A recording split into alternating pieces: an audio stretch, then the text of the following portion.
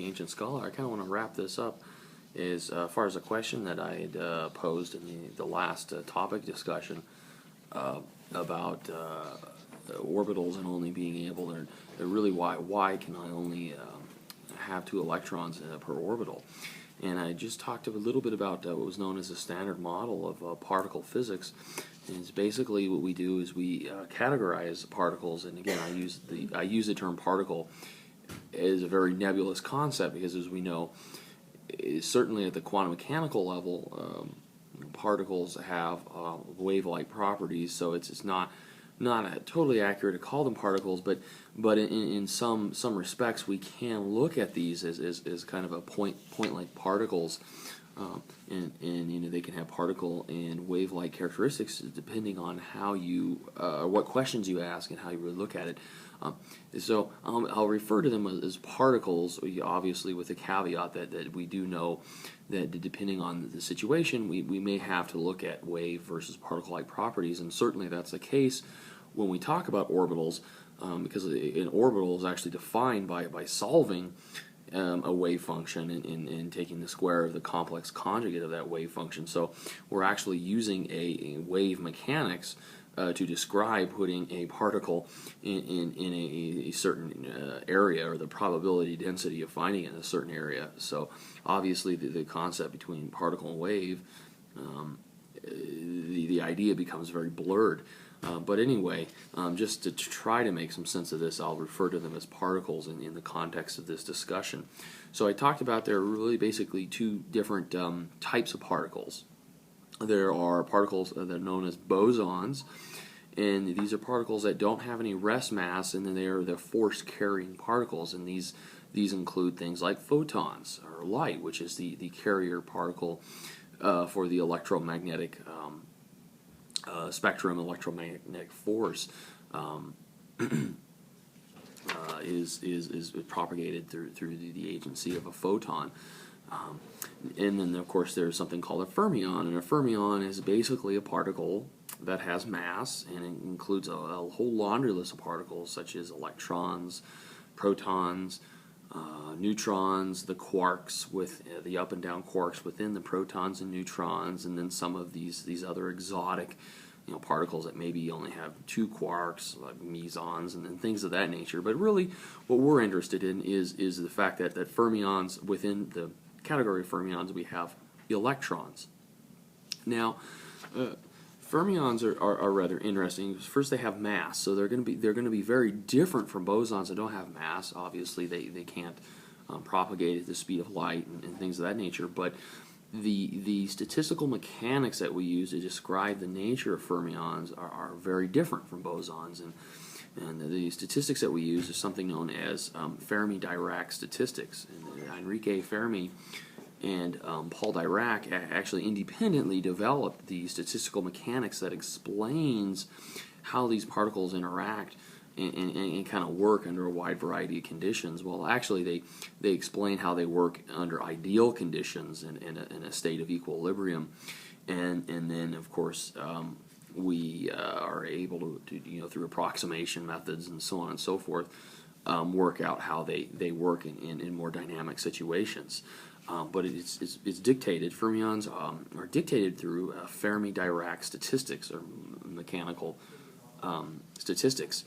These particles also have a quality known, or a quantum quality known as spin.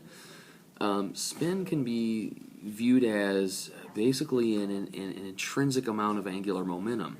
It's not an angular momentum that we actually give the particle through any type of interaction. It's simply, I guess, kind of like the Lady Gaga song, where they're literally born that way. They have this intrinsic amount of angular momentum, and they always have that.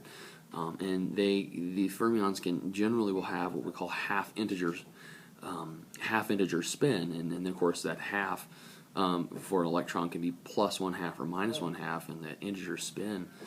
What we're talking about is half integer amounts of the reduced Planck's constant. Planck's constant h, of course, is 6.626 times 10 to the negative 34 joule seconds, I believe. And the reduced Planck's constant is h over 2 pi, and we call that h bar. So it's half integer amounts of h bar, or h over 2 pi.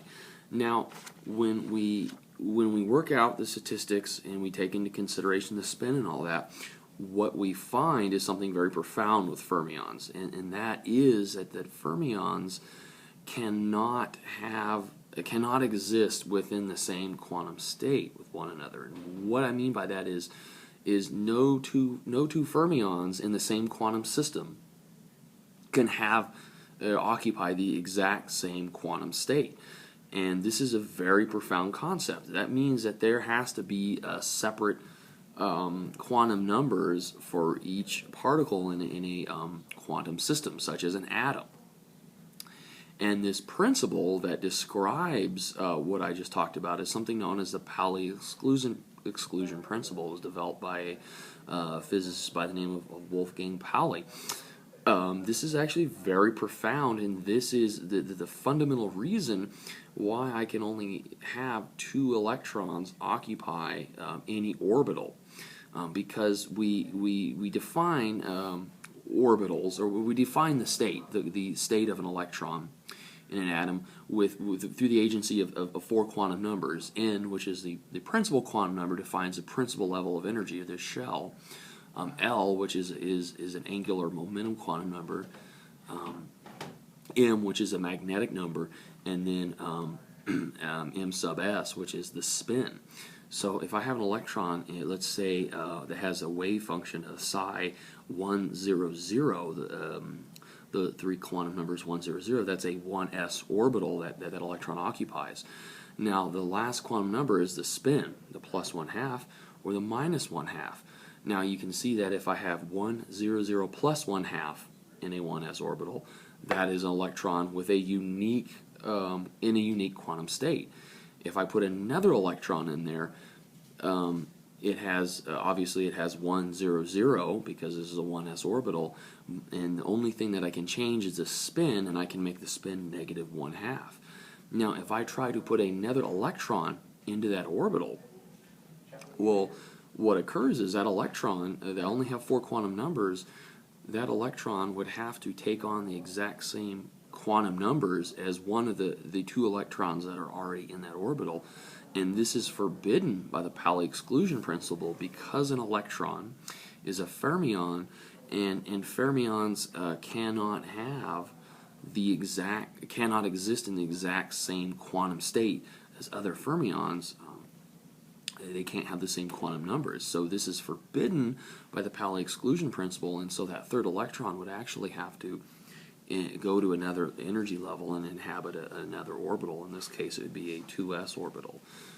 So even though this probably doesn't explain things satisfactorily, it is the fundamental reason why I can't have more than 2 electrons occupy an orbital, because that would mean that if I put a 3rd electron in, that 3rd electron would take on the exact same quantum numbers as one of the other 2 electrons. That is forbidden by the Pauli exclusion principle. Now bosons, on the other hand, bosons can exist and can take on the same quantum numbers in the same quantum state. In fact, we wouldn't have things like coherent light and lasers if bosons didn't have this property where they could exist in the same quantum state. It'd be impossible. Bosons actually come under a different type of statistics known as Bose-Einstein statistics. Bose is an Indian physicist, and of course we all know Einstein. And of course bosons actually have a different kind of spin, and known as full integer, 1 integer spin. So their properties are significantly different from fermions, and hopefully this provides a little insight as to what's going on here. And I just kind of drew this little guide here. So the standard model, I have my fermions. They obey Fermi-Dirac statistics, half integer spin. A consequence of that is a Pauli exclusion principle, and of course each electron in a system has to have a unique set of quantum numbers. No 2 electrons can have the same set of quantum numbers in an atom. This is forbidden by the Pauli exclusion principle. Bosons, however, obey Bose-Einstein statistics. They have a different spin, and they can have the same numbers.